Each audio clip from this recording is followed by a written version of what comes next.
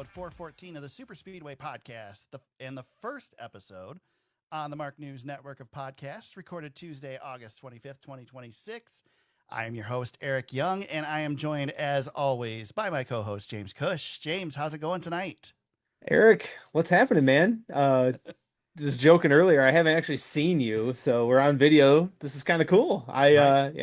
Usually, I don't have to see that guy. We're good. Uh, we just do our do our work in the shadows. But yeah, here we are. This is awesome. Yeah, a lot of fun. Excited to hopefully get in front of a little bit new audience.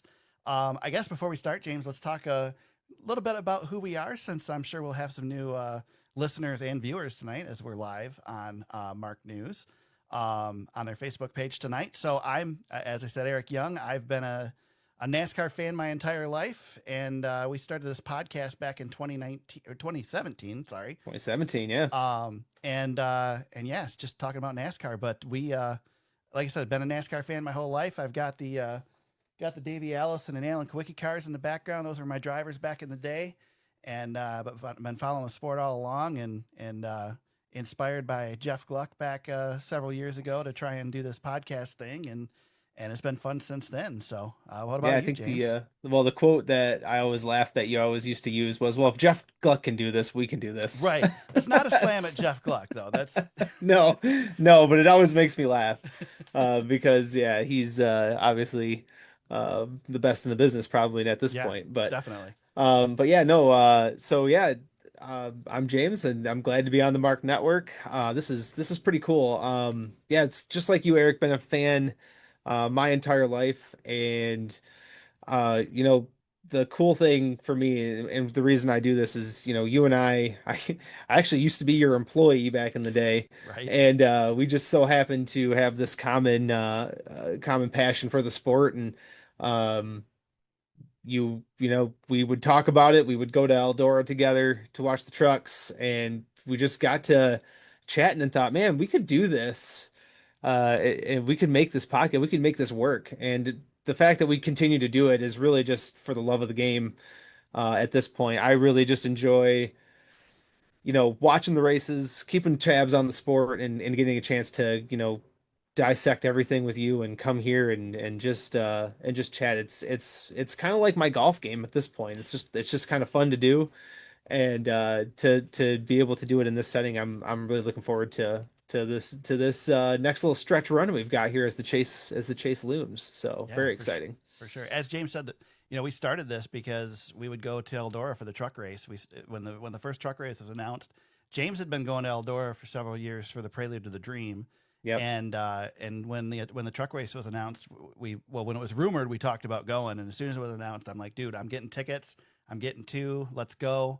And so we went down to the first one, and in the first few, and we'd sit there and basically talk NASCAR the whole way. And Jeff Gluck was starting to do his podcast, and it's like, we might as well start recording this. I mean, Right. we think it's Exactly. fun, and I guess if other Yeah. people want to listen too, great. So Yeah. that's where we are. But we like to talk racing, so let's talk some NASCAR racing, Yeah. James. And I hope everybody enjoys it. If we've got some new listeners and new people hopping in, yeah, we hope if you guys like NASCAR, if you're interested in the sport like we are, we hope you get a kick out of it.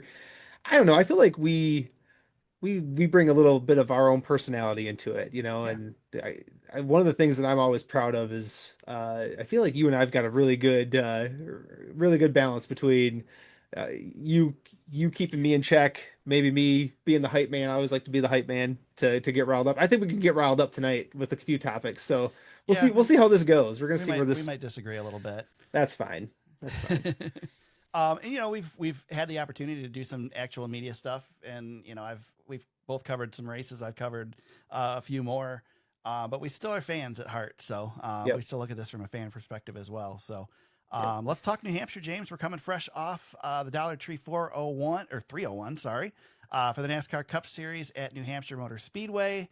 Ryan Blaney gets himself another win, holds off Bubba Wallace for quite a fun battle at the end. Didn't end up being quite a side by side battle, but Bubba was certainly trying to track him down. And yeah, third win of the year for Ryan Blaney. What do you think of that performance heading into the chase? Yeah, the Fords seem to of late have really come on strong. It seemed like, Toyota was really running away with this, but man, Blaney really, to me, is starting to show championship contender worthiness. And I know he's second in the points and has had a pretty strong year for the most part, but this was just a really good showing. It wasn't a clean win for them in this race, but just charged through, battled off some pretty tough competition with Bubba. Josh Berry was battling with them a little bit, but yeah, this was a really great win for the 12 team. They got a few things to clean up on pit road was kind of my Yeah, one of my big notes.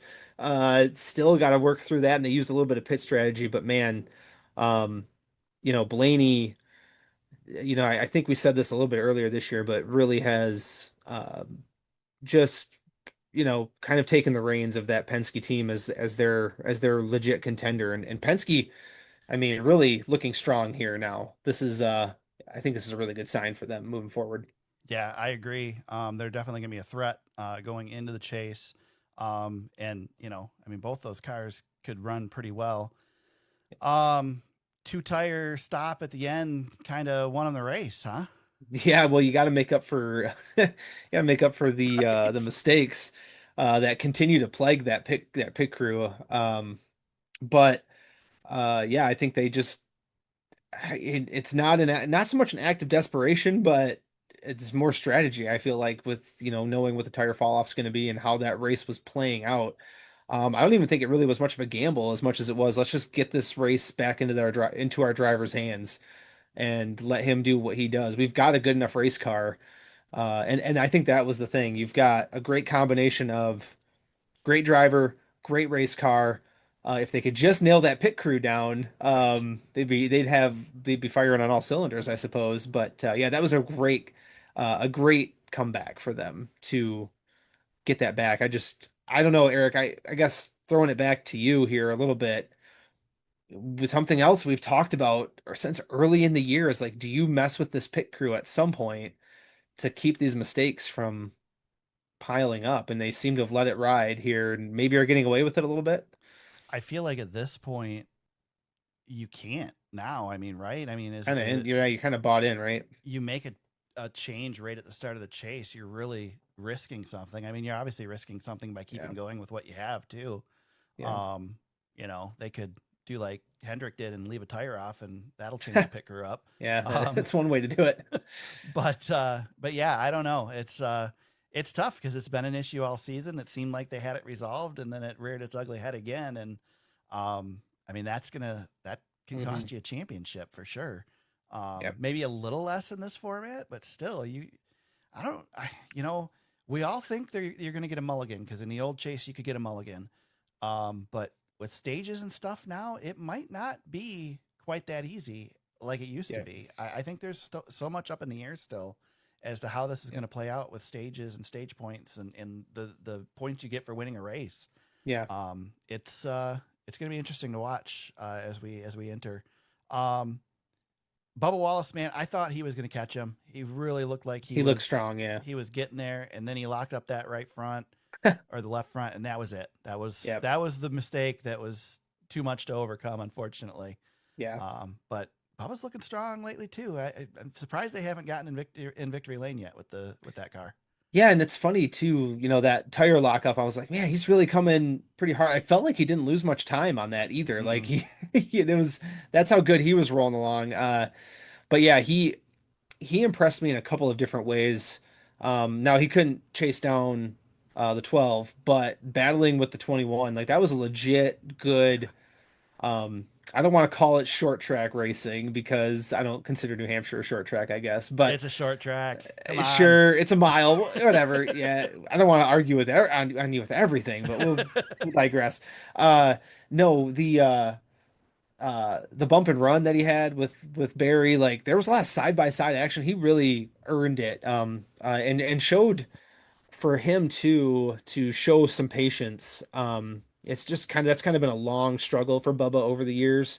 That was a really well earned. second place finish for him. I know they're probably wanting to get that win and get that monkey off their back a little bit, but nothing to be ashamed of in this one. Yeah. And you mentioned Josh Berry and some roughing up from him. I know they said on DBC today that that he was running around apologizing to people afterwards, like, I'm racing for my job, man. I just got to do what I got to do. And he was definitely aggressive in this race and had another hell of a run for Josh Berry. I mean, Yep. just if you're gonna do it, I guess do it when your life's on the line. Right.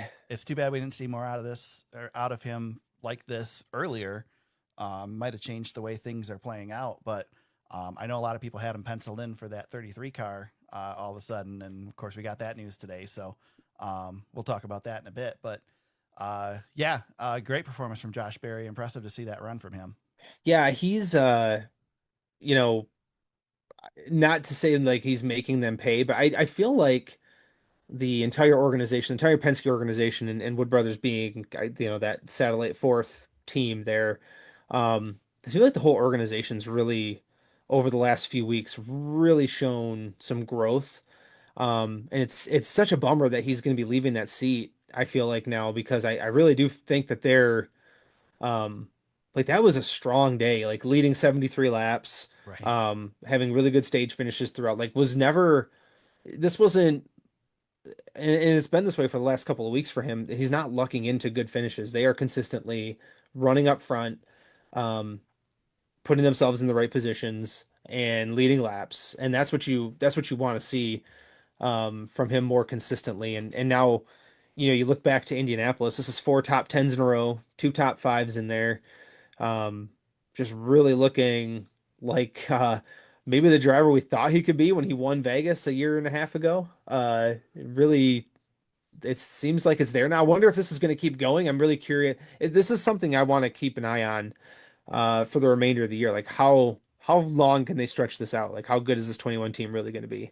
Well, and the question is too. I mean, obviously we've seen it from Blaney, we've seen it from Joey Logano as well.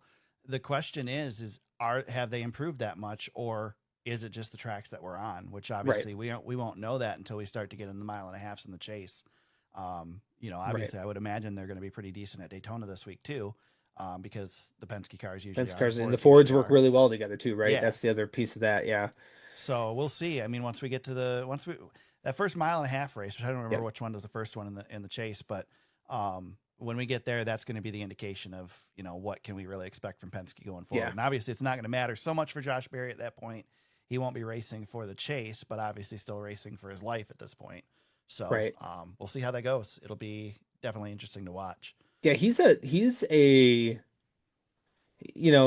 not going to get a top level cup seat by any means, but he's a cup driver, and if that means Yeah. he's a top tier Xfinity Series driver, or geez, oh Pete, I'm still doing that.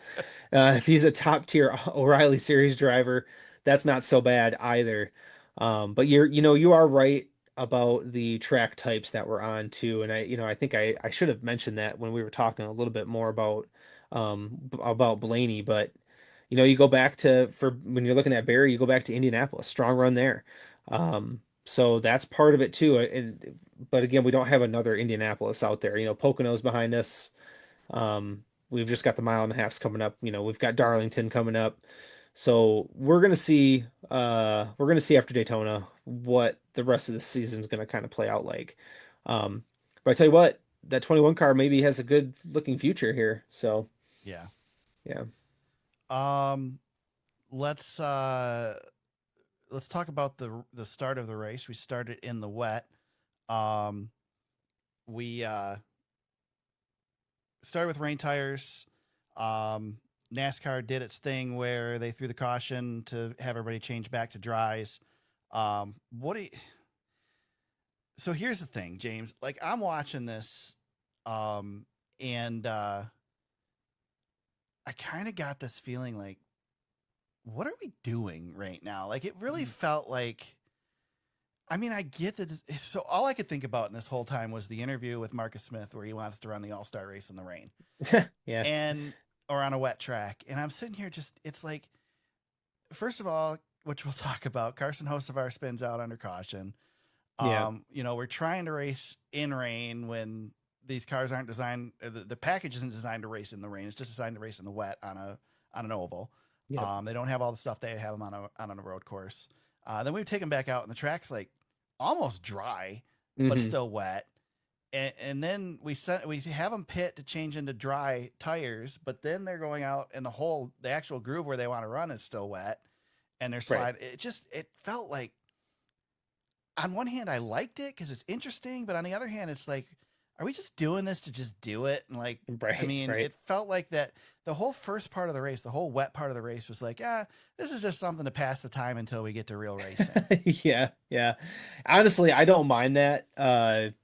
Because these races can be a little bit, yeah, as you know, they can be a little long sometimes. But yeah, I think the only thing that I honestly think we should do is like if the track is soaking wet and there's standing water, obviously we can't run these cars. We've learned that the hard way. But if we have a damp racetrack, take the kitty gloves off these teams. Tell them we're starting on wets or we're starting on slicks, and let the crew chiefs make decisions from there. If the track's wet and we start on wet tires, then let them go. And when the teams need to pit, they need to pit. Let's not throw the caution. This rant's going to sound pretty familiar if you're a teardown listener, but it's just, I mean, this is professional motorsports, man. If we've got the ability to run these things, then let's run them and let's let them police themselves in some sense. We can't, I don't know, we can't hold their hand for every single thing. Well, and the problem is this pit road, and that's where the concern is. Yes. So okay, so we changed the pit rules to where the crews can't come over the wall until the cars stop. But then you have the issue of there's still gonna be other cars coming in at different times, so it's still dangerous. But don't we have that problem at road courses too? And we don't we do allow them to make live pit stops on road courses now. So I don't. Yeah. It's just we're in this middle ground with it where we're not quite all the way into it, but I don't know. It feels weird, and I don't know what the solution is. I'm not saying we shouldn't be racing in the wet. I think it's awesome that we can start a race Me too. and not have to wait for the track to be dry. But then you have, we just did the same thing at North Wilkesboro a few weeks ago, and there we started late because we dried the whole track. Right. And it's like, okay, so why didn't we do it there? Like, I don't understand. It's typical NASCAR to where we Yeah, don't there's no have, standard. yeah, there's no Yeah. standards to this is what we do in this situation. And Right. so, I mean, heck, even the crews were finding out during the I race, it know. sounded like that they weren't allowed to make live pit stops because Yeah. they're talking on the broadcast. Steve Letart's talking about making live pit stops, or Burton was, and then it's like, nope, can't do that. It's like, Yeah, I know. okay. I And then know. they could tell them 4 laps before the caution that, oh, we're going to throw a caution for you guys. Yeah. It's like, Yeah, I don't, again, it's just a little bit of a mess. There's no standard process in place. We just need to, I don't know, we need to button things down just a little bit more. We know what these cars can and can't do on certain, uh, certain conditions for the track. So once we know what the conditions are and we're set in that, let this thing play itself out naturally. We don't have to have cautions for every single thing. We already stopped for the stages. I understand competition yellows are out there for sometimes for safety purposes and to check things. That's totally fine. But I mean, again, this is kind of a strategy play. Let the crew chiefs make a call. Because I tell you what, man, I didn't think that SVG was going to win this race by any means, but god dang it, if it wasn't fun watching that dude wheel that thing around in the wet and take the lead. You know, his car control, like you can watch that and say, man, that is next level car control, driving ability, like so much respect for what that guy can do in a race car. Um, but after that, it's not, it kind of takes some of the fun out of it a little bit too because I got a kick out of watching SVG do his thing. yeah, I enjoyed it too. Anytime, I mean, that dude, every time he does impressive stuff like that is just fun to watch. And it was cool to see him do something like that on an oval. Obviously, we've seen plenty of it on road courses. It wasn't Hmm. surprising to see him Yeah. perform well in the wet. But at the same time, it's not necessarily something you expect on a road course Yeah. either. Although you were mixing short tracks, which he seems to be decent at, with wet racing that he's really good at, Yeah. and so it makes sense. But yeah, it was definitely interesting. But I think it would have been more interesting to see it play out with him Yeah. having this massive lead and now make the pit stop and see if he can Right. hold it Right. versus let's throw a caution and reset everything. And oh, by the Yeah. way, not only are we throwing the caution, but they're also controlled pit stops, so it doesn't Yeah. matter. You're going to get your position back and Too just often now, Eric, we take I don't know. I feel like it's far too often we don't see enough of the really cool things that make what these guys do special. Hmm. And that goes for what happens on pit road as well. And that goes for what happens on the racetrack with the drivers and when the crew chiefs are using strategy to make a play. Um, there's the window of opportunity to see some of that stuff that stands out that you can really notice is just minimal in today's NASCAR. The window is just insanely tight. So it's fun to have an out of the box situation like that, and I just would like to see it play out in like I said, just in a natural way. Yeah, for sure, for sure. And the other thing that I felt weird about too is, okay, so we forced everybody to go to slicks now because we Yep. did a control pit stop and said, okay, now y'all have to put on slicks, and we went back to green on a still wet racetrack with slick tires. But any other week, we Yep. will make sure there's not a drop of water anywhere on the track before we go green. And so I'm on the same point where I'm like, should we be doing this in the wet? I'm also thinking like, are we just way too careful then when we're drying a track? And maybe we don't need to worry about it that much. I mean, obviously you go somewhere like Michigan or Talladega or something, you're going to want to make sure it's dry everywhere. Yep. But I mean, maybe we don't need to be as concerned, which I guess is what they're solving with the rain tires. But I Yep. don't know. It just, again, I think we're just in that transition period. The problem is it feels like we've been in the transition period for what, 3 years, 2 years now? Couple It's years like, now, yeah. Yeah. it's time to take the plunge and just do it. And it sounds like the drivers want it, the teams Yep. want it. Like I don't understand why we're not doing it. I Let's mean, do it. I guess I'm not the one paying for the insurance, Sure. so Yeah. I'm sure that has something to do with it. It's the same reason why we put fencing all the way Yeah. around the track at Bowman Gray, for the Cup Yeah. cars. Yeah. But yeah, I don't know. It'll be interesting to see how that goes forward. I Yep. think at some point it's going to switch. I guess the other problem is that we don't race in the wet enough to really be like, okay, we're ready. Yeah, Like it's pretty rare. Yeah. it's like once a year maybe. So, Yeah. Yep. um, we mentioned William Byron with his wheel coming off. I know you wanted to talk a little bit about this. Man, that was a long time after the pit stop when he lost the tire, huh? Yeah, and I don't, and I asked you earlier, and I kind of wanted to touch on it just really quickly. Um, there's going to be obviously there's a suspension involved, Mm, and they got parked for a couple of laps for that tire, but I don't recall a tire coming off like that so late after a pit stop where the car was running at speed, for a couple of laps before it came off. So obviously, we know that it was because there was an issue on pit road because he was able to get back out there and complete the race. right. But just a weird situation, I thought. And I was wondering if they would actually rescind those penalties or anything like that, but it doesn't seem like that's the case. No. I think they're going to handle those moving forward. So that's a big loss for that 24 team, especially with the struggle that has been this season for them to lose. Not so much at Daytona. I think they'll be okay, but Darlington may be a factor for them moving forward. So not going to start the chase off on a really good foot here. Yeah. And then Logano and Reddick both have trouble in this one as Yeah. well. Um, First lap for poor Tyler Reddick, which he yeah. yeah, Denny Hamlin had some funny comments on his podcast I won't repeat here. But yeah, Tyler got the pole and or was front row and yeah, spun out first lap. So battled back though, good finish for the Yeah. 45. I mean, that's Reddick sometimes. Reddick busts his butt. He's done it Yep. before. Yep. Logano got caught up in the continuation of the Hocevar implosion, James. Oh my God. I know you're a big fan of the Carson Hocevar antics this week. By the Yeah. way, I wore the Carson Hocevar I shirt love today, that. Yeah, just ride for the you. Dente. Yeah. Yes. Yes. I love that you are wearing the Carson Hocevar shirt. Listen, man, a couple weeks ago, I'm gonna keep ringing the bell here a little bit.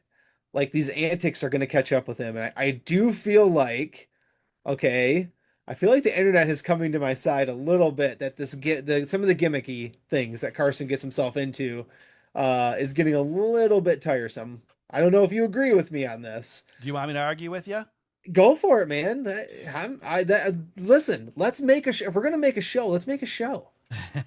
Have so at it. so my argument is that first of all, you're not wrong. I mean, you're totally right in Wow. in your Okay. interpretation Thank of you. it. I That appreciate being that. said, I love it and I want it to continue. I really Sure. enjoy I really enjoy what he's doing. I think he's creating a show. Is he taking it too far? Yeah, he is. Hmm. He'll learn. I was more annoyed with him, his little move on the front stretch that wrecked himself. The That the cutting back across the nose of Zilich. yeah, I mean that was, I mean, 100% intentional. There's no way around it that that was intentional. Yep. And so, and then he busts his own butt because of it, and then he gets mad at Zilich over it, and it's He like, tries to plow through him. yeah, it's like Yeah. that's the stuff that annoys me. But again, like, I gave you a hard time on our chat today about sticking up for Larson because you stuck up for Tony Stewart for all those years. Well, I But I mean, was a Kyle Busch fan for all those years. yeah, And so right. I Yeah. did plenty Yeah. of the same thing. And Yeah. so, like, Yeah. I see it, and it's annoying, but I also enjoy it because it's kind of fun and gives us I something to wonder, talk about. dude, is it because I'm at the age that I'm at that Yeah, you're an old he's man. yeah, I mean really, he's yeah, my inner Larry David just continues to creep out more and more. I just don't know. Like, listen, man, Carson is a great race car driver. I will stand by that. I'll continue to say that through and through. Great He race is. car He's a great driver. race car driver, and he's He doing some dumb just stuff that's affecting that. yeah, and I feel like it's over. I would He's not like winning enough to be worried about correct. flipping Corey Heim the bird as he's coming down pit road at Correct. Indy. He needs to run better to have the right to do that Well, and stupid stuff. just I would rather his talent and ability show through more Yeah. and that be the reason why. And I feel like for the most part, that was the trajectory he was on. Hmm. Then he won Talladega. Things got a little bit more, he got definitely got out there more. He's doing things with famous people and hanging out with a different crowd. Yeah, well, Uh, Zach Heiser's producing our show for us today, and he noted in our chat that he's hanging out with Cletus, and I mean, that's true. I mean, that's it's honestly, if you true. really look at when this started up, it was the Cletus Yeah. thing. He's also dating or not dating another social media Oh, influencer, that's so, yeah. and Yeah. so like he's got these people in his ear telling him to do Yeah. this stuff, and Yeah. I mean, if you want to talk about master of promotion and probably not traditional stuff that you yourself, James, your personality would enjoy. Cletus is a perfect example of that. I Hmm. mean, there's a lot of people that think he goes way too far, but for his fans, people they love it. So, Hmm. um, Do you want to hear but my, so I had a hot take I was saving for yeah, today. Uh, I oh boy. Uh, is this it? Is this where we get this canceled? might be, no, we're not going to We're get gonna get canceled. shut down right I now. promise we're not going to get canceled. No, I'm not going to say anything too bad. So, there's purists who like Major League Baseball, right? They like traditional Oh, I know where you're baseball. going. And then we have this new thing called the Savannah Bananas Mm-hmm. that people are going crazy for, and it drives certain people crazy, right? You either Mm-hmm. like pure baseball or you like Savannah Bananas. I feel like you can probably like both, but if you're passionate about one, the other one might drive you insane. Yeah. Uh, Cletus and Carson are dabbling in Savannah Bananas, in my opinion. They are the Savannah Bananas of Yeah, but auto how is racing. that different than okay? I'm gonna really go How do off you on a like that? Do tangent you here. like that one? That's a good one. That's really All good. right, good, How is good. that any different than okay? Way back in the 2000s, 90s, 2000s, when Supercross was really starting to get big, you had a couple guys. One that was a nobody in Supercross, and Carey Hart or Brian Deegan. Sorry, Brian Deegan. Nobody in Supercross, couldn't compete very well. He won a race, and you had Travis Pastrana who had some skill, but Hmm. wasn't necessarily a top guy either. And they went off and created this whole thing of freestyle motocross and became huge Sure. superstars. Uh-huh. So I mean, it's worked for other people, I Yeah, there's guess. nothing. Yeah, like I said, there's There's nothing nothing. wrong with it. James is just No. going to hate you for it. I love Travis. Get well soon, Travis, by the way. Yeah, right. Yeah. Sorry, broke his leg again. Poor Yep. guy. Yeah. I think he's retired. Did he say he's retired from I don't freestyle know. now? He might be. I love when he crashes and breaks something. He immediately knows. He doesn't even need a doctor. It's like, No, yep, broke he this yeah, bone, this bone, yeah, because I he's saw the broken all of them video. multiple times. So like, I saw him laying on the at the other end of the ramp with his video. I was like, "Oh my God, this guy." But yep. yeah, I mean, I think the other thing we got to be careful with Carson on too is he is a master of spinning the narrative, and I Mhm. wanna warn people when he tells you. that Spire Motorsports is just happy to be in the show, just remember they were talking a lot bigger when he was fifth in points before before Corey Heim stole his lunch at the Brickyard. And now it's gone from championship contender to just happy to be here. So just pay attention to it. I'm not calling him out or anything. Just know the facts and know the whole story when he tries to pull that spin on you. So there you go. There's another nugget for you. My argument is that to win one, you need to learn how to lose one, and he is working really hard to learn how to lose one right now. They're struggling. They are struggling right now. They are struggling. But again, he could be a major threat in a couple of days here at Daytona, and it would not surprise me one bit. So, yeah, yep. Yeah. All right, with that, James, we're going to talk a little bit about the chase and where we're at in the chase bubble. A little bit more about New Hampshire, and then we'll talk some truck series and get into the news here in a couple minutes. But until then, we'll take a quick break. This is the Super Speedway Podcast.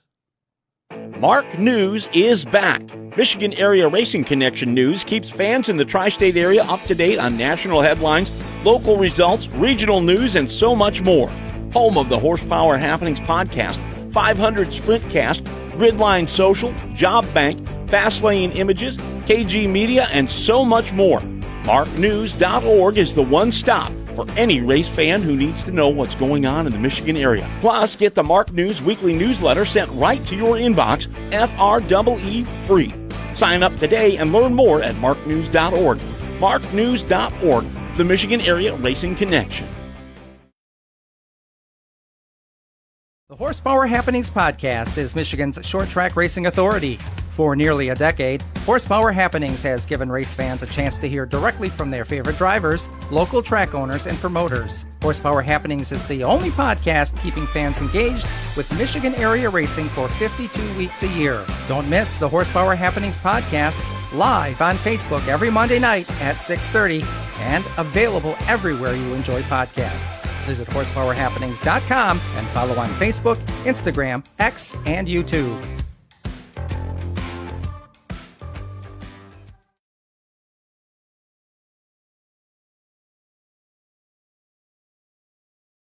Mark News is back.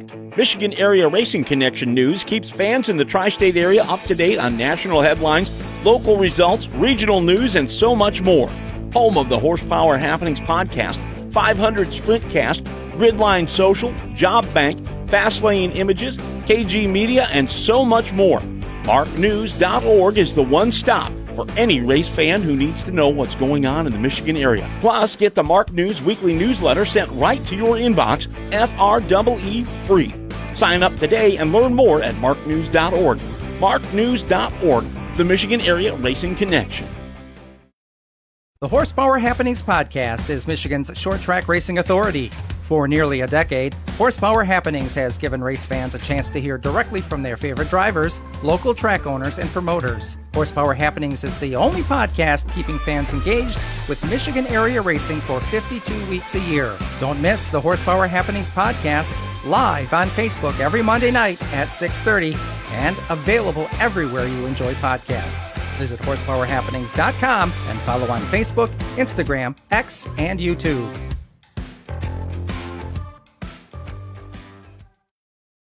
Mark News is back. Michigan Area Racing Connection News keeps fans in the tri-state area up to date on national headlines, local results, regional news, and so much more. Home of the Horsepower Happenings podcast, 500 Sprintcast, Gridline Social, Job Bank, Fastlane Images, KG Media, and so much more. MarkNews.org is the one stop for any race fan who needs to know what's going on in the Michigan area. Plus, get the Mark News weekly newsletter sent right to your inbox, FREE free. Sign up today and learn more at MarkNews.org. MarkNews.org, the Michigan Area Racing Connection.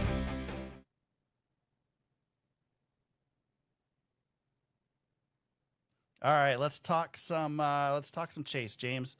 Down to 3 essentially, with Three's positions that we're worried about. Bubba Wallace, 75 points to the good. 2 points needed at Daytona. That should be pretty easy for Bubba to get done. He's just basically got to start the race at this point. Basically has to start. Austin Cindric, 44 points to the good. Pretty decent. Shane Van Gisbergen on the bubble right now, 31 points is good. We got Ryan Preece, that's 31 out. Brad Keselowski, 66 points out. Brad's probably in a rough spot. Yeah. But what do you think? You think what we've got is what we've got? You think Ryan Preece can sneak his way in there? That's a big hurdle to climb. But I will echo something that you said early on, when we were talking a little bit about the chase and stage points. And there are points to be had here.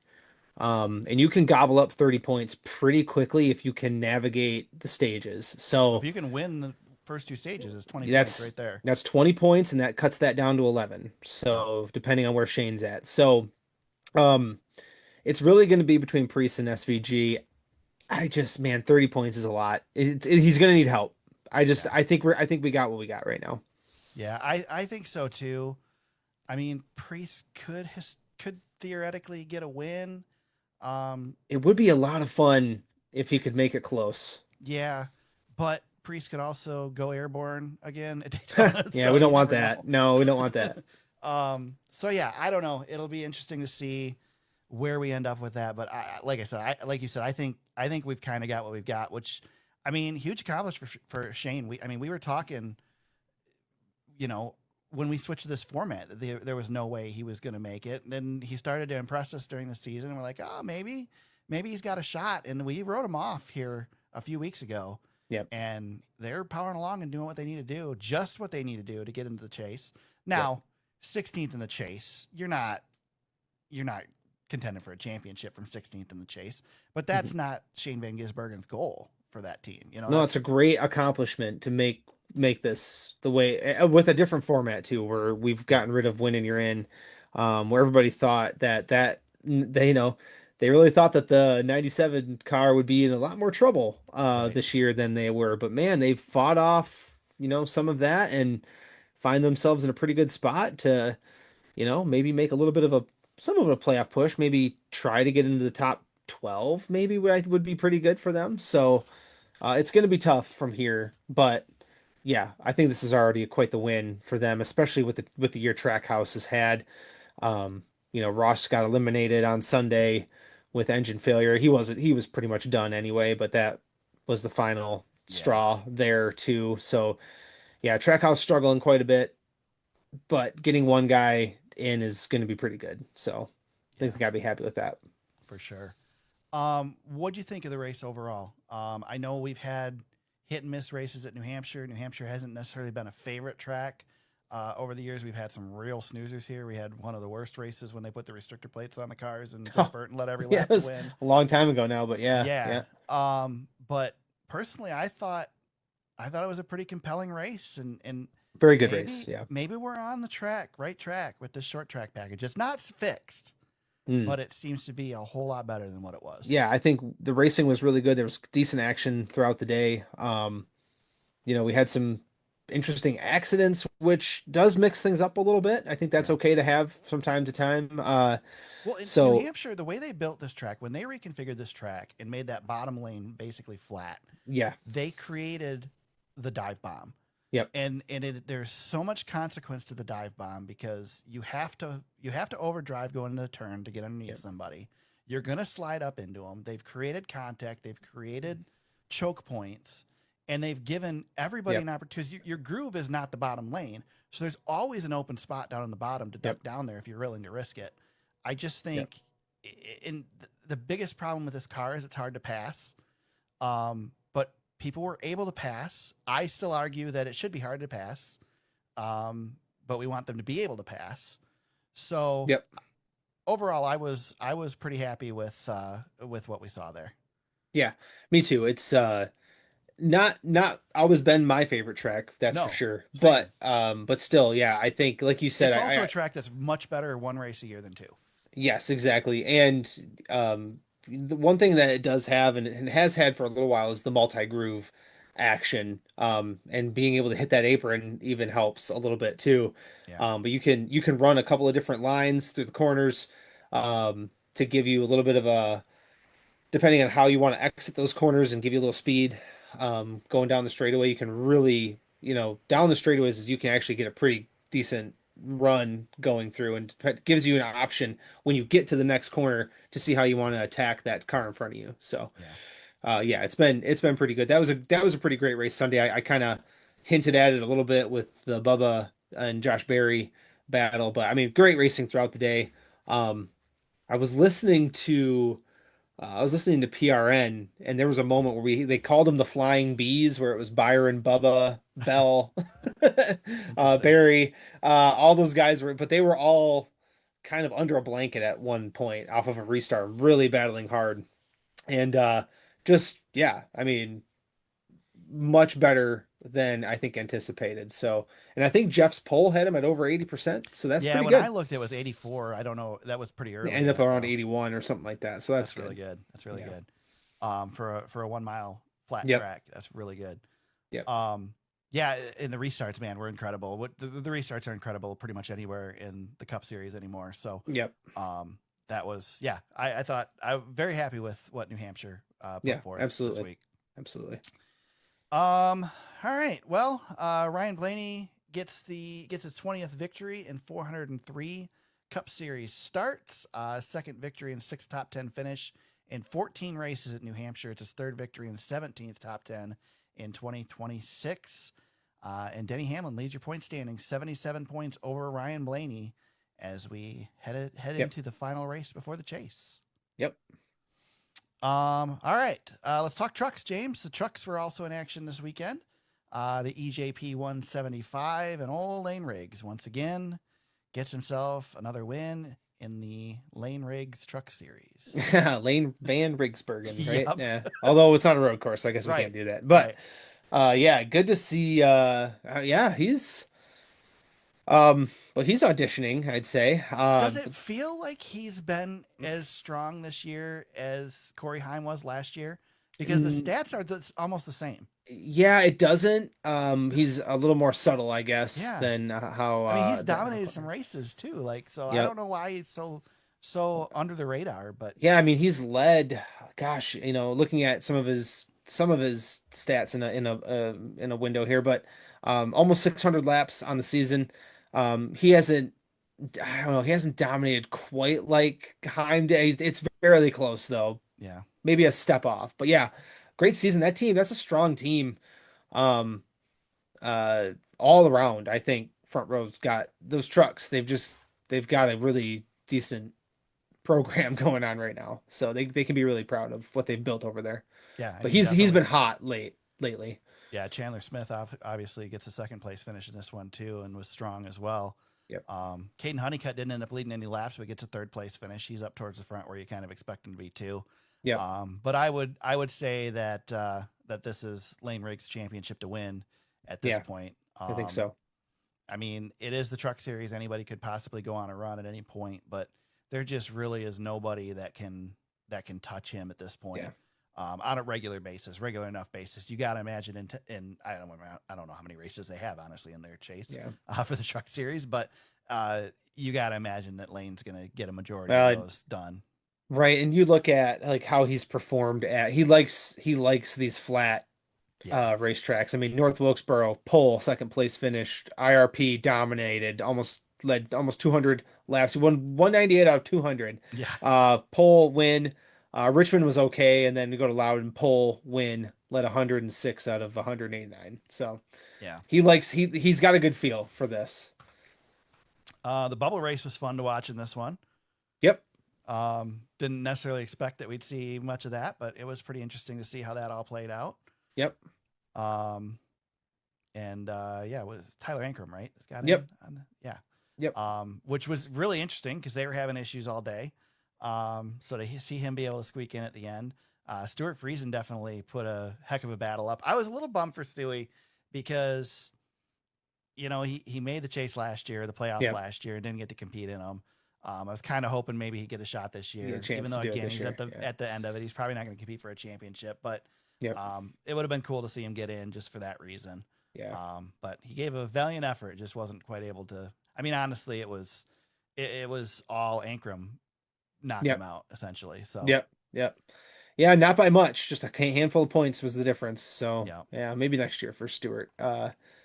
So yeah, that's the cutoff. But Yeah, I think all the players you thought would be in the truck chase are in there. Yeah. Anybody that's a surprise? I don't think so. Daniel Hemrick, not really. Ben Rhodes, Tyler Ankrum, all No, those guys. Grant Enfinger. it's so much different than the Cup Series and even the O'Reilly Series because there's just not that many guys that are Yep. really like front runners every week. Right.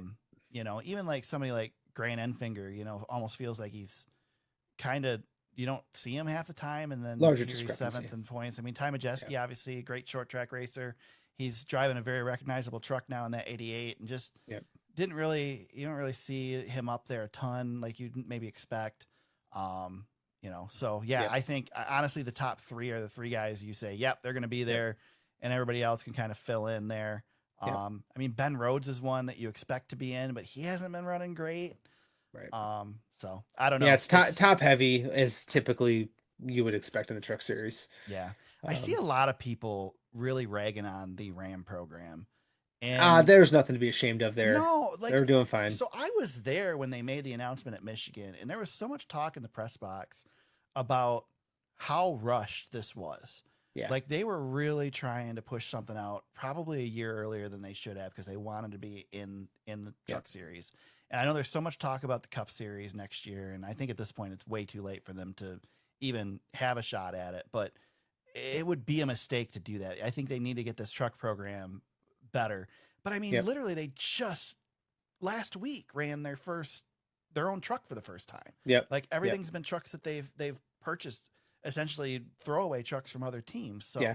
Well, I mean, Justin Haley got top 10 out of this thing. Yeah, I mean that's the so thing. that's good. They're making progress. I think they're doing just fine. I think the drivers, they're getting a lot of attention with their Hall of Fame car, or whatever you want to call it, their celebrity car and or truck, and I think people see Tony Stewart come over there and they're like, he's going to contend for a win, and but it's just tough. That's not the expectations for those guys going into that car. Right. Maybe they're bringing too much attention to the program and bringing expectations up by doing that. I don't know. But I don't think there's anything to cry about with what Dodge has done or what Ram has done this season. Yeah, I think that's a good first step. Yeah, they would. I think they would like to compete for at least one win. I don't think that's going to happen. But I mean, but with how super rushed speedway that racing program was, And the other thing to keep in mind too, like I keep seeing people like so and so team's going to switch over, so and so team's going to switch over. What Colleague did there is such a risk because.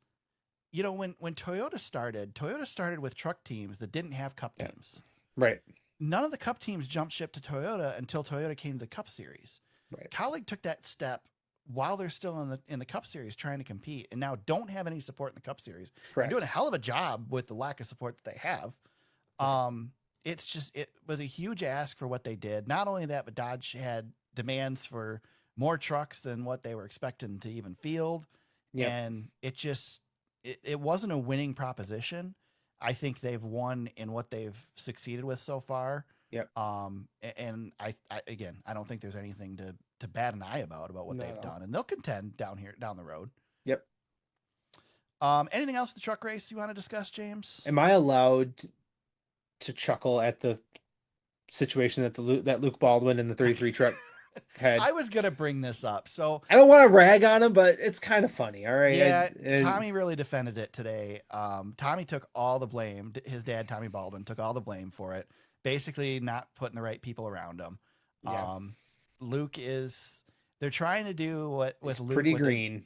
They're trying to do with Luke what they did with Ryan Preece and put him in, just get him in front of people and get him experience. And it just isn't working. And I do. Maybe because I listen to that podcast and I hear it from the inside a little bit more, I sympathize a little bit more than I do with some of the other drivers. Yeah. I think Luke's a good driver, has some potential, but he's not making the best of the opportunities he has. For those who don't know, basically Frankie Muniz stepped out of the truck to let Luke get a start. And Luke wrecked on lap 1. Didn't even make it to the start finish line. From last place, piles into the back of the field. It's like, dude, and just again, I'm not. I don't want to pile on. It's just kind of humorous that they went through all these steps, and Frankie had this big long, "I'm a team player" post. And, well, I know you're a big Frankie Muniz fan. I mean, Frankie, good actor, somewhat of a race car driver. Yeah, listen, we got to have fun with this stuff every once in a while. Maybe Frankie should stick to the celebrity sports car racing. Maybe, yeah, other I mean, things. give him credit. I know that Tommy mentioned on the podcast today that that people were saying that Luke bought that ride or Tommy bought that ride. He says we don't have no money, like we didn't buy anything. Yeah. Frankie Okay. stepped aside. Yeah. And just, but anyway, Yeah, I guess I it's know. not the first time that Frankie stepped aside and let somebody else drive his Yeah, truck, it which was I know just you've questioned before too. But yeah, it's I don't know. I had fun with the whole situation, so yeah, sorry. Yeah, Yeah. it is what it is. All right, I didn't want to rain on your parade, but that's it. That's all. That's all I had All there. right. Layne Riggs, 11th victory in 72 Craftsman Truck Series races. 6th victory and 11th top 10 finish in 2026. Cole Butcher was the highest finishing rookie in 17th, and Layne Riggs is your points leader. 99 points over Caden Honeycutt, except not anymore because we reset for the chase for the Truck Series. So there you go. See the trucks in a few weeks. They've got some time off here. Yeah, got like a month they're off. off. They're off till Bristol. Yeah. Yep. So interesting. It's weird. The Truck Series is always the one that seems to get the biggest break, but O'Reilly had a pretty big break too. So Yeah, this is the big stretch they've had too. yeah. But yeah, I think they're done with breaks now. The parts series is returned. Yeah. So well, let's since we're talking about the trucks and breaks in the schedule, James, let's talk about the truck schedule. sure. As we get into our news, the trucks will officially race at Bowman Gray Stadium Friday, August 20th, standalone event for the Truck Series at Bowman Gray. We saw this coming. This was rumored. Seemed like a perfect fit. I really hope that this is a sign of things to come for the Truck Series, that we can go back to these types of tracks with the trucks. I think it's a good test short tracks. to see. Yep. I hope it's a little bit of an S show, to be quite honest. Yeah, That's what Bowman your Gray's team supposed chaos. to be. Yeah, I want some. You're chaos. right about that. Yeah, Bowman Gray is the madhouse, right? So yeah. The Cup cars have kind of disappointed on the chaos front at Bowman Gray. So if we can get some chaos in the trucks. Yep. Yeah, I think when we were, or can I say when we were growing up in the 90s? I don't know. I mean, I feel like I was there. But yeah, this is what the Truck Series was. They'd go to fun short tracks like this. You know, there's that rumor near us, right? That they might go to Owasso. That'd be kind of cool Owasso someday. Seems to want them. That would be wants cool. Wants to make it happen. That would be really good. We've seen ARCA run on small tracks like this. Yep. Yeah. And like you said, the trucks used to. It'll be interesting. I think the most interesting thing will be the format. What are they going to do with the format and see how that develops? But you'd imagine they probably do like the ARCA cars do and run a halfway break or whatever. Yep. So, I mean, obviously this is a great way to test it because NASCAR has the rights to the track. So there's not like they're going to some random short track around the country. Right. And obviously it's a top 3 NASCAR series. So there's going to be limitations, unfortunately, from what the Truck Series used to be on the types of tracks that they can race. They're going to have more requirements than the ARCA series has. But tracks like Owasso, as we're talking about, are putting the infrastructure in to get to that standard down the road. So, I always wanted to see the trucks at Berlin. I don't know if that'll ever happen with no wall in the backstretch, but they do a fun show there. Well, and this might just be me, but the trucks were never more fun than when they were going to Eldora, and that was just such a peak. I miss that race so much. Yeah, there was just a lot of excitement. If we don't have to get to that level with the trucks, but if we can drum up some of that every so often, it'd be great for that series. The series needs its identity, and I think it's got some of that in there. I think NASCAR understands that too, so that's good. I hope it draws. Like Eldora, when we ran out Eldora, it drew really well, especially the first couple of years. Yeah. I really hope that it's tough when you've run Cup cars at a track and you take the Cup cars away and now put the trucks there. Will it draw like the Cup cars did? That's the question. However, August is going to be a lot better date. Well, and the Truck Series offers opportunities for some of the local heroes to actually get in good seats. So that will be a selling point for Bowman Gray. Yeah. This is probably the most excited I am about a schedule announcement this year. That's pretty good. Yeah. I'm super pumped about Chicagoland. So this is pretty exciting that we're going to Bowman Gray. So Me too. Speaking of that, I don't excited. think we have in the notes. We didn't talk about last week, Chicagoland, Yeah, did we? Chicago came out after we closed the show last week because we went early last week. So Yes, yes. yeah, no Chicago Street. We're going back to Chicagoland. Big victory for me. Hmm. I'm Team Chicagoland. So Same. Big yeah, victory for me. It means I'm going back yeah. to Chicago for a race But next year. well, and Eric, this ties into this week to today's announcement. We're going back to San Diego. So Hmm. that's going to be our street race for the coming season. Yep. I don't know if Chicago. So there's the caveat to this, Eric, and I don't know if you thought about this, but this is what I thought about. So NASCAR announces that we're going back to San Diego to Naval Base Coronado. They also added that in 2028 we'll go to another naval base Yep. or military base. So I read that as maybe Chicago's street's not happening anymore. This is what we're going to be moving towards. Did you see it that way, or is it still, do you think Chicago street's going to be looming at some I don't point? know. I mean, IndyCar is a smaller series now, and they run what, 6 street races a year. Yeah, So there's no reason that NASCAR can't run more than one street race. right. I don't necessarily want them to run more than one street race, but I really like the spectacle of one. I really like a unique track, so a couple years and that's it is Mhm. good. I think, the Coronado announcement today, I mean, obviously we knew it was coming, but that to me was a foregone conclusion as soon as that weekend was a success, Yeah. that we would definitely come back one more time. There is 100% right off the bat, I was expecting us to return there. Yeah. Especially because NASCAR wants that Southern California market. Yep. That's an opportunity to do that. The only other real opportunity out there right now is to either rebuild a track that was sold but not sold in Auto Club Speedway. Yeah, we found had out that last week. Yeah, we had that debacle all week this week too. Yeah. Or to go race at Long Beach with the Long Beach Grand Prix, which I think would be awesome. But how do you fit in the It's NASCAR hard, Cup yeah. Series where Yeah. you already have all those series that race down Yeah. there during that week? Yeah. So there's a lot of logistical nightmares to solve there. So I mean, I told you what base we should go to in 2028, Camp didn't I? Grayling. Camp Grayling, baby. Yes. There's an oval there. Yeah. They probably have to pave it though, but It's it be one of the few tracks that's more rural than MIS. So it's out there. Yeah. It's out there a little bit. Hey, Northern Michigan deserves its NASCAR love too. So yeah, we can barely get like Indiana late model drivers to race up in Northern Yeah, Michigan. I Can you know. imagine? Yeah. Yeah. I tell you what, that'd be one heck of an announcement if that were the case. But yeah, Right. I just wanted to throw that out there to see what you would say. That would be fun. That made me laugh. That So would be good stuff. yeah, I'm sure we'll end up somewhere. I don't know. Hey, that track at San Diego was a lot better than I expected. Yep. That place was a hit. So I'm sure they've got some ideas. So Yeah, and it's, as we said, it sounded like there'll be some changes to the track, which you can expect. Yeah. And the thing is like the difference between the fans at San Diego to the fans in Chicago, or the people in Chicago, they Yep. didn't want the race in Chicago. Yep. And everybody wanted us in San Diego. So why waste time at a place where nobody Right. wants us right. when there's a perfectly good racetrack that we can sell Yep. out 45 minutes down the road? And I'm always a fan of not forcing taxpayers to pay for things Right. like Chicago Street. So Yeah. sorry. Yeah. Yeah. Well, It's they one of won't my pay for any- bugaboos. Like I said, Chicago in the same week is losing the Bears and the Chicago Street Race. Right. So, Exactly. Yeah.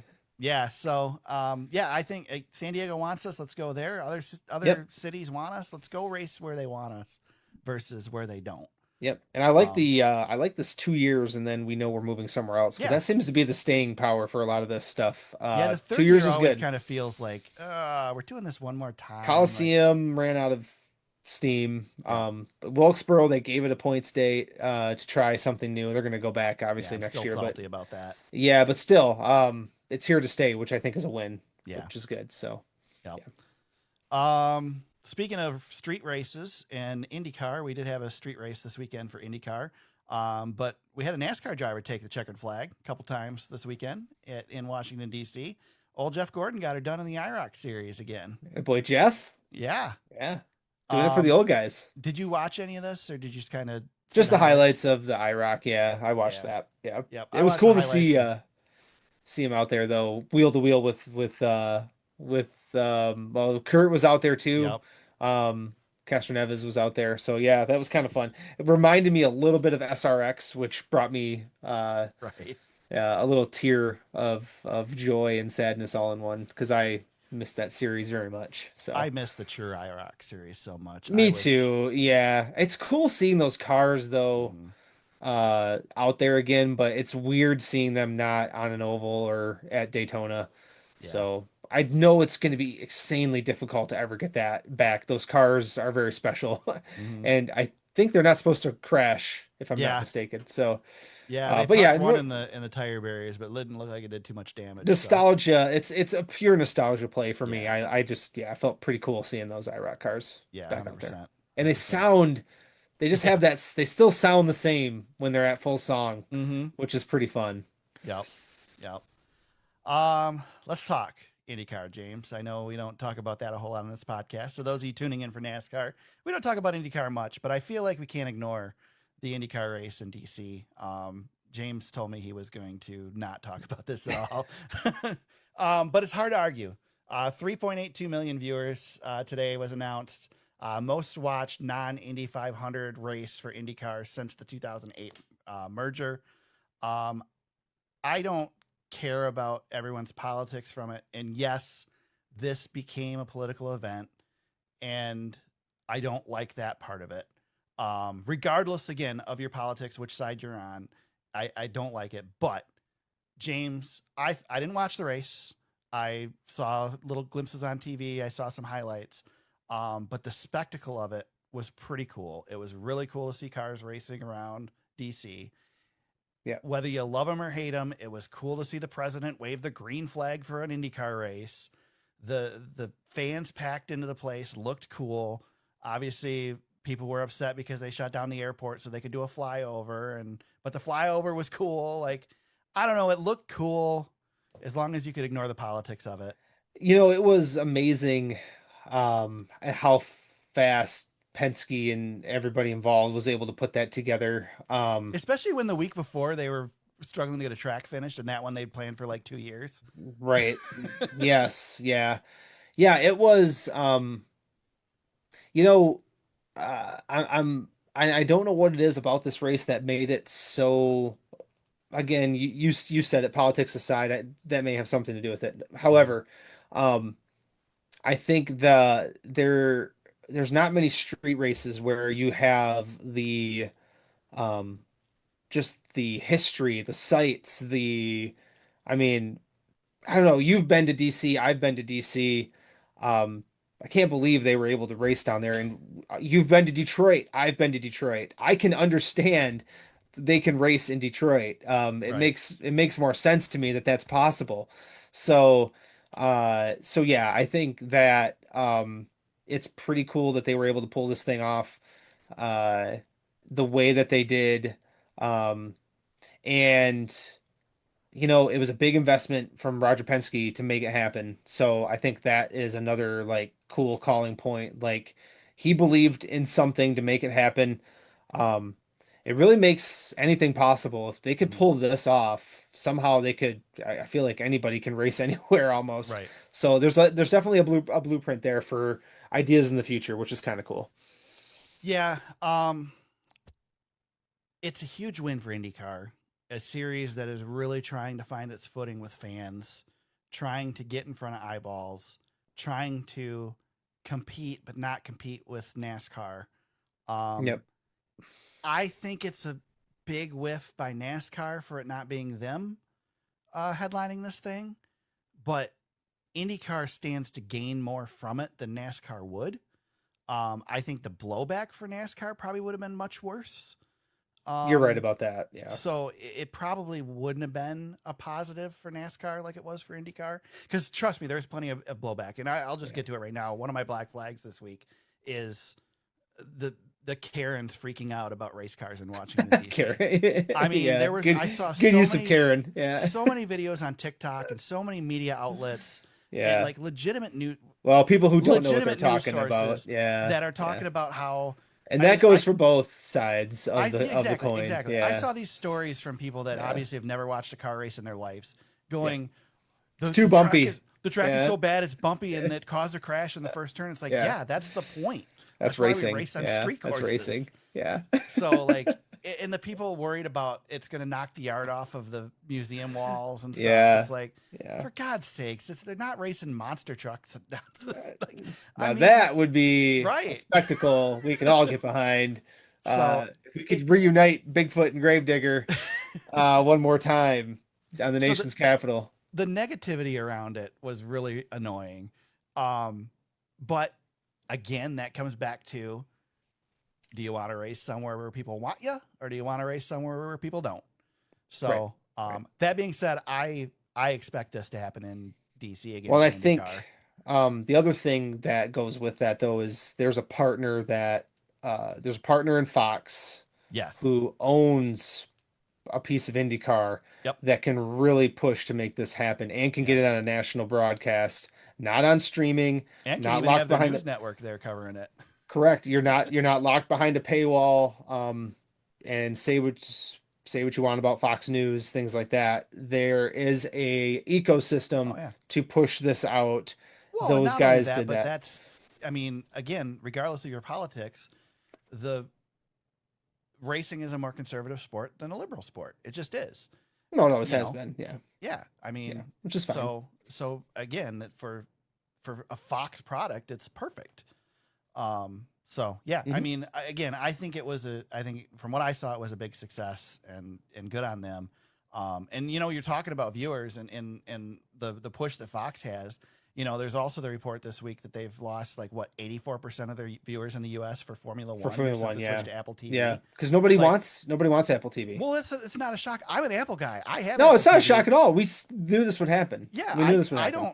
There's hardly a reason if you don't want to watch Ted Lasso. There's not really a whole lot of reason to have Apple TV. I am watching Widow's Bay right now. It's pretty good. I the like studio Apple TV, also very good. Yeah, but it's just not something that's going to draw a lot of people to it. No, people aren't going to do that. I will say it's a cheaper streaming option. So if you're going to buy a streaming option just for Formula One, it's worth it. Yeah. I think it's cheaper than what Formula One streaming options used to be, but not a shock at all. I figured that it was going to take a huge hit, and for a series that's trying to build itself up in the U.S. and they took the money. It's a big hit for them. Yeah, they took the money. It was, and NASCAR does this too. NASCAR takes the money sometimes at its own detriment. That's why we're still on Fox for NASCAR. I mean, I'm having a hell of a time getting races right now still with the NBC rules, and I'm excited that this weekend is on Peacock because that's an easier one for me to get than USA Sports. So I understand the issues that come with it, but yeah, it's predictable what's going on over there. That was easy to see that coming. People just it's not worth it. Apple TV is not mainstream enough for people to even know it exists, let alone. And it's got good stuff. It's just not. Yeah. There's some of their shows are really, really good. They don't do sports. Mm-hmm. They're trying though. They're trying. Well, that's what Formula One was. It was an attempt to try and get sports over there. But and kudos to Prime, they are doing sports well. So and Netflix is not terribly bad for what they're doing either. They're not great, but this crap's everywhere. So being able to know what you want to watch when is just the way of life these days. So we're in that. It's another one of those transitions. So. Yep. I guess we should have mentioned this earlier with the Ram free agent truck, Colleague Racing, Regan Smith going to race at Bristol and Charlotte. That'll be cool to see. Cool to see Regan back in the truck. Yep. Yeah, I like what they've done with that program this year. I think it's been fun to see some of the guys. I mean, Elliott Sadler was a good one. I was just going to say Elliott Sadler was really cool to see in there. We've seen some guys come out of the woodwork. Travis Pastrana driving one. I mean, it's been fun to see what they've done with it. I like it. Let's see another superstar get in there maybe one more time before we're done. But one in particular? No, not anyone in particular. Oh, okay. No. I thought you were calling for Tony to do it one more time. No, I would like. Although I did see that Tony is in NASCAR 26, so I'm pretty excited about that. Yeah. Now you're definitely buying it. I'll be driving the truck series quite a bit. That's funny. Yeah. Speaking of driver extensions, Austin Hill signed a contract extension with Richard Childress Racing. He will continue driving the 33 in the Cup Series next season. Thoughts?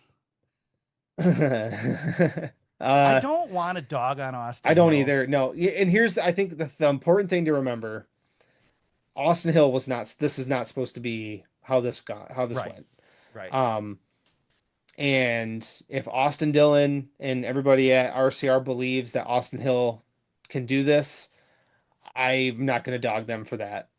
You can think what you want about Austin Hill, but he's in an impossible situation here. Yeah. Oh yeah. He finally gets a chance to live out his dream as a full-time Cup Series driver, but it comes at the expense of probably the biggest tragedy we've had since Dale Earnhardt. So, Right. um, it's not a glamorous situation. But I will say, from my perspective, Austin has earned that seat um, because of everything that's gone around it, and that team believes in him, and they picked up the pieces. So he's not the driver I would have chosen. I would have maybe tried something different, but it's also I'm not gonna harp on it at this point. Well, one thing is if you don't keep Austin Hill in that truck or in that car, you lose Austin Hill. He's Yep. gone. He's not. Yep. He's not going back down to O'Reilly for you guys. He's just not going to do it. He'll go Yep. find something else. He'll go drive O'Reilly for somebody else before he'll return to an RCR car, more than likely. Yeah. So Yeah. I see that standpoint. James, if you had a Cup Series team and you could choose between Austin Hill and Josh Berry, who would you choose? That's actually tougher than you. I don't want to be prisoner of the moment. I feel like I But- got to choose the guy who's got a Cup win. Yeah, I mean, yeah, Josh Berry's probably the right choice. But He's does had Austin Hill carry more sponsorship opportunities than Josh Well- Berry does? Because obviously Kyle's sponsors have really latched on to Austin Hill and they like him. Yeah. Yep. So that helps. And Yeah. Josh Berry, I'm sorry, Josh Berry doesn't bring money with him. He just doesn't. And the ceiling, I don't know. I mean, is Josh Berry, especially at his age, not to call him an old man because he's younger than I am. But at his age, like the ceiling's not, he's probably already there. Austin Hill, at least you've got some years you can try to mold a little I bit. don't The know, problem man. is, I think the problem more so is the RCR team itself is still not there. And that's Um, the question. Like, could you put Kyle Larson in that car? I mean, that would happen, but like, could Kyle Larson do anything in that car? Kyle Busch couldn't do anything in that car. Like, I mean, it Yeah. might not be the driver. It might be because obviously Austin Hill is a damn good O'Reilly Series driver. yeah. And he's had some okay runs in that. Oh, he's car, one but hell of a super speedway racer too. Yeah. I mean, that is he having a knack for that. It's not luck. That is purely talent based. and then For him. you know, Austin Dillon, like I think Dillon's a better driver than what we see with RCR. He's had moments. I Yeah, don't he's think had he's moments. a top notch. He's not a top tier Cup Series driver, but he's a decent driver. He should compete better. Yeah, in those say cars, too, say so- Austin Dillon's in the top 20. I think that's probably Yeah. respectable to say. He's a top 20 driver when he's got the right stuff. Maybe he's a chase driver. So maybe Hill isn't the issue, but at the same time, is Hill going Well, to be Hill's- the one that's going to help you diagnoose the issues and get back where you need to be? The problem is Hill's not going to elevate you at this point. Right. That's a project. Yeah. When you bring in Kyle Busch, you're trying to elevate the program, Right. and take it to new levels. Austin Hill is a complete revert back to, almost starting over, and in some sense, because you've got a young project in there. Would they like to have a veteran in there, like another Kyle Busch to come through? Yeah, they're just those guys aren't. There's nobody available that's like that. So Right. do you go with what you know, and that's what they've decided? They're going to go with what they know versus the unknown. And he's been working with the team, so again, I can see both sides to this. It's a tough situation to be in for something that shouldn't have even happened at this. Right. The way it's gone down, it shouldn't have happened. So And it's impossible. It's not like there's a giant list of top tier Cup Series drivers that are available right now. I mean, Josh Nope. Berry is the one that's the most likely. Denny Hamlin's not walking through your door. No, right? It's not those guys. That's not available. So Right. I mean, the caliber of guys you're going to get are going to be, top tier O'Reilly Series drivers and so you're kind of getting something along the same lines of what you have now. I didn't Yep. see. They didn't announce the terms, did they? Is it just a 1-year deal? Did you see? Oh, you know what? I should have known that before we got on here. You put me on the spot, man. Because that'd be interesting too. Like, is it just a 1-year deal to get them through another year and see what happens, or are they signing long term with Austin Hill? Everything I saw kind of It's indicated 2027 is Okay, what so it yeah. says. A lot of that, yeah. Yeah. Yeah. Which I know Kyle was running basically 1-year deals over there too. Well, and I think that was the deal. Remember when Richard was in Michigan Yeah. and said they had a deal in place? I believe it was a 1-year deal Yeah. with Kyle I for think a when 1-year you're extension. in a team trying to rebuild like you are, like they are, it almost has to be, because you just if the right opportunity comes around that can improve your program, you got to take Yep. it. Right. So, but then again, RCR has been burned by 1-year deals, right? Yeah. I mean, Oh, yeah. they lost Tyler Reddick on a short term Yeah, they deal. did. Yep. So, Absolutely. so yeah, so there's your news for the week, James. Heck yeah. Checkered flags and black flags. I don't have any checkered flags this week. I thought I did, but I don't have anything that comes to mind right now. I'll probably think about 12 when we get done with the podcast. You got any checkered flags this week?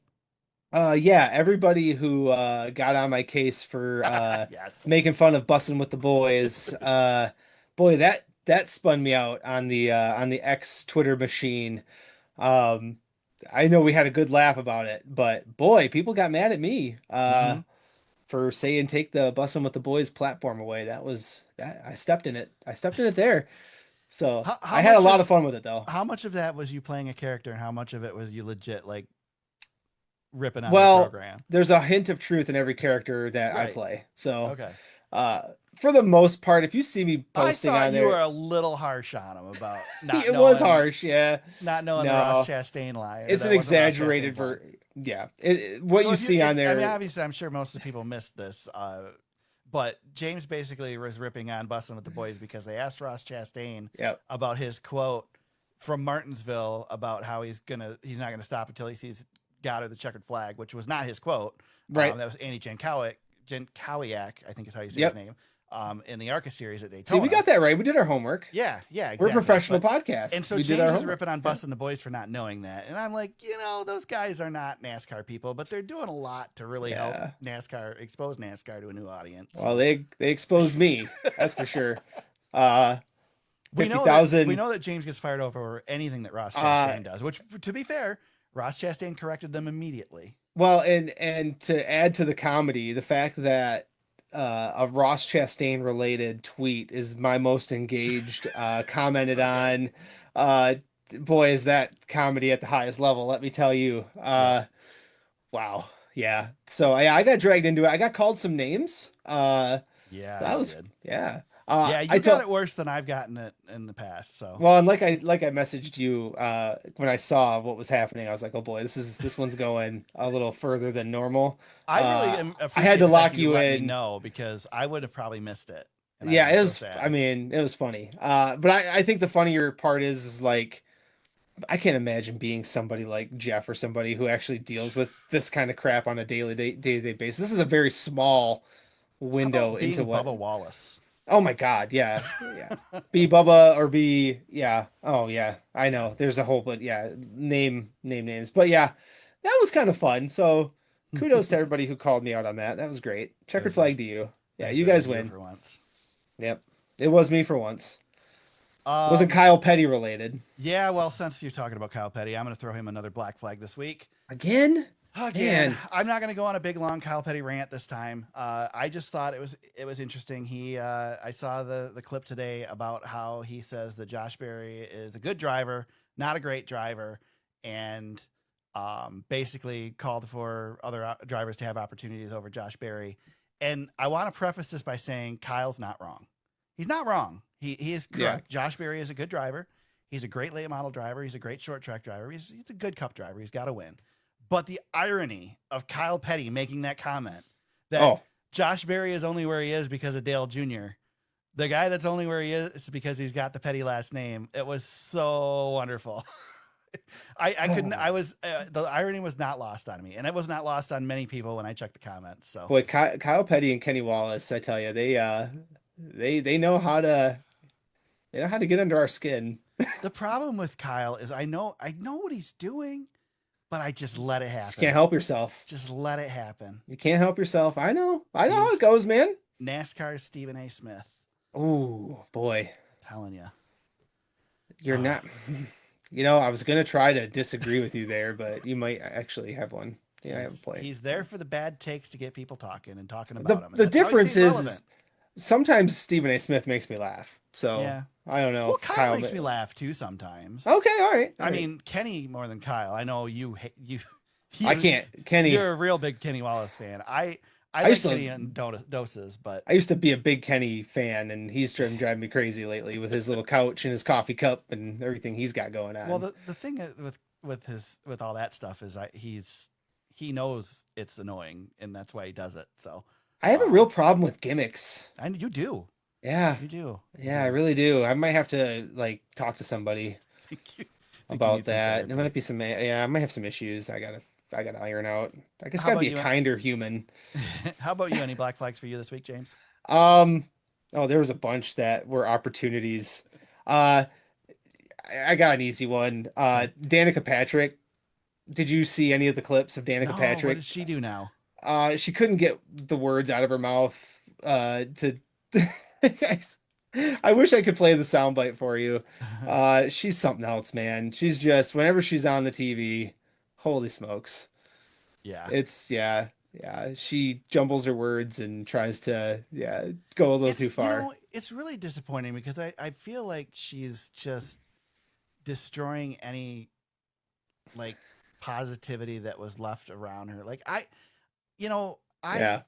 did my share of joking about Danica Patrick when she was racing in NASCAR, but what she did was important. It was big for the sport. Yeah. And it's just disappointing to see what she's such a goofball. I really want to have a successful woman in our sport. Yeah. There's some coming. It's we got some opportunities. Yeah.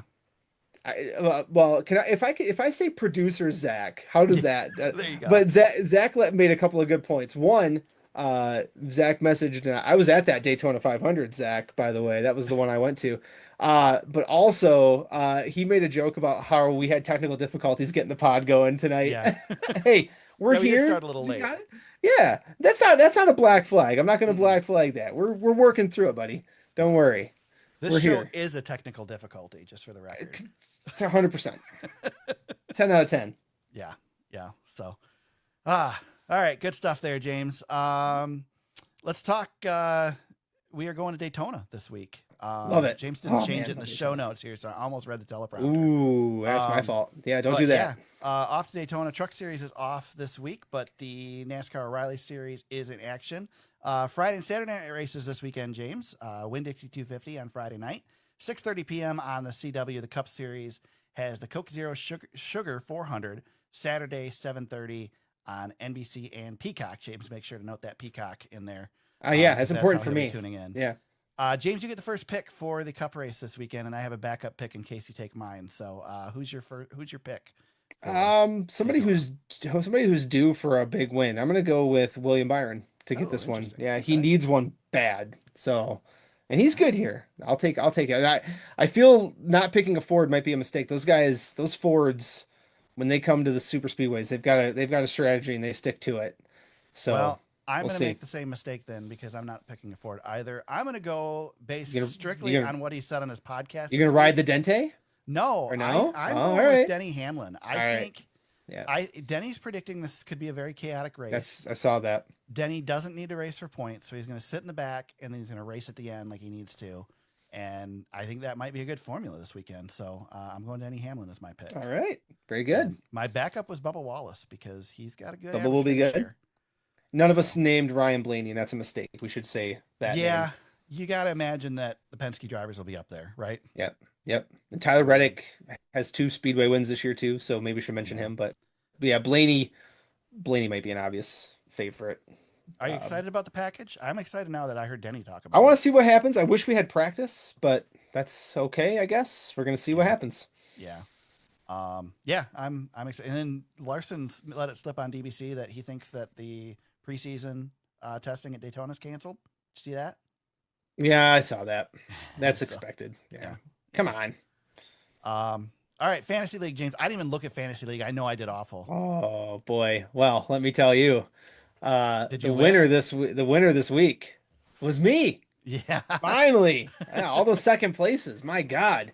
Nice. Yeah, I won this week, but as is my luck, didn't gain hardly anything because our points leader is right on my heels. Todd will not go away.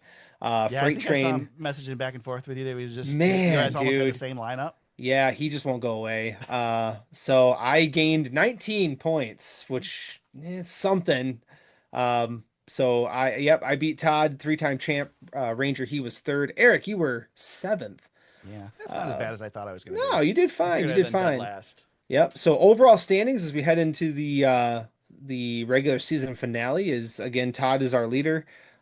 He is 155 points ahead of me, and second Baron Speedway is bringing up P3 right now. Eric, you're up to sixth. You moved up the board. Good. So yeah, Better than you're I right there, thought. buddy. I will get to tune in live this weekend, I as far am. as I understand. Yep. So And for people who are watching, I am perpetually in second place, except for the two times where I snuck out and won the championship barely. So yeah. I'm always in second place. Live there my whole life in fantasy, stuck there. But it was fun to get a win for once. Thank God. 'Cause If you're Todd's been wondering, kicking my butt. we do the fantasy. We have a fantasy league through NASCAR.com. We will certainly include invites for everybody next year. Yep. Because we'll do it again. As much as James and I both detest, Much to my chagrin, buddy, it's not going away. we absolutely hate this thing. But It's been growing, and But we James get is good good feedback at it. on it. I'm not good at it. I'm terrible. I don't. Yeah, I'm in another league that's not on NASCAR, and I see. I'm not a big fantasy sports guy, but I do these leagues, and they drive me insane, and I still do them. So My kids I'll bring it just- back next year.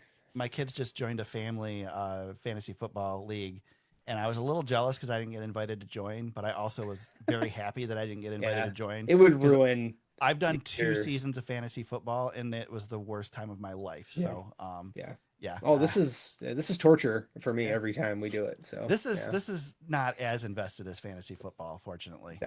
No. This is just bragging rights on the line, but still, god dang it, if I can just get rid of Todd off of out of the lead here, I'd be a lot happier. But that's okay. Yep. Well, there you go, James. We got through. We did it, We got through the live show. Zach. We We did got it. through video. We didn't. You tried to break your camera before we started, but we didn't break any cameras. Didn't break the camera. I thought that was going to be our only technical difficulty tonight, but we powered through. Little did we know. Little did we know. But yeah, a lot of fun. Thanks to everybody who joined in and watched us live tonight. And we will, we'll be back here next week to do it again. Yep. James, where can people find you on social media if they want to hit you up during the week? At James Cush on Instagram and X. You can find me at T Super Speedway on X, at eyoungdbm everywhere else. We're on Facebook at facebook.com/the Super Speedway. You can always find our live broadcast now on Mark News's Facebook page. Our website is thesuperspeedway.com. You can find show notes on there, some articles and stuff, race coverage that we've done in the past. You can find all that on there. The podcast is on Apple Podcasts, Spotify, YouTube, Amazon Music, Audible, and iHeartRadio, wherever you found us this week. Please subscribe for new episodes each and every week. Daytona International Speedway back in action this weekend. It is the O'Reilly Series on Friday. The Cup Series takes the Coke Zero Sugar 400 on Sunday. I did see weather could be an issue, Saturday. of course. Saturday Daytona. night. Saturday night. Yeah, sorry. Yeah, Saturday. Oh, NASCAR's in town in Daytona. We got rain. Yeah, It's happening. I think it rains every night in Daytona, so maybe we should just do day races. We'll be fine. But We'll be anyway, fine. as long as the races actually happen next weekend, we'll be back next week to break it all down. Until then, everybody, let's go racing.